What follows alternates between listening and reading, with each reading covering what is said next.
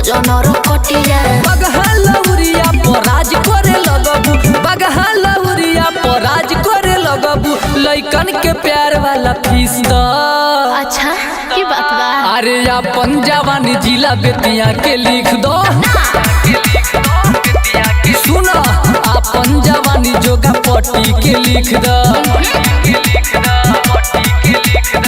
सदा पाइल बने नाचे जोन कटिया कटिया कटिया रामनगर भरू गज गजनर कटिया कटिया कटिया ए बाबू सुना सदा पाइल बने नाचे जोन कटिया रामनगर भरू गज गजनर कटिया बगहलौरिया पराज करे लगबू बगहलौरिया पराज करे लगबू लइकन के प्यार वाला फीस द। साफ ना अरे अपन जवानी जिला बेतिया के लिख द। सुना ना अपन जवानी चनपटिया के लिख द।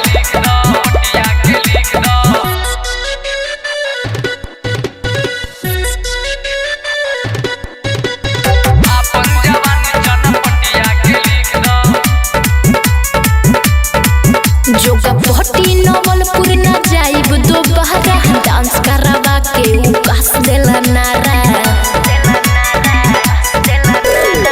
बनी जा तू जिला बेतिया के माल हो जहाँ जहाँ जैबू लोग राखी ख्याल हो। मनुआ फूल होके गईने सने चरे सने चरे सने चरे सुना ना रखे नजर सब चलिया के भीतरे भीतरे भीतरे मनुआ फूल होते गईने सने चरे रखे नजर सब चलिया के भीतरे पर्दा हटा दो गर्दा उड़ा दो पर्दा हटा दो गर्दा उड़ा दो लोभ के तरीका तू सीख ल। अरे अपन जवानी जिला बेतिया के लिख दो। अपन जवानी लौरिया के लिख दो।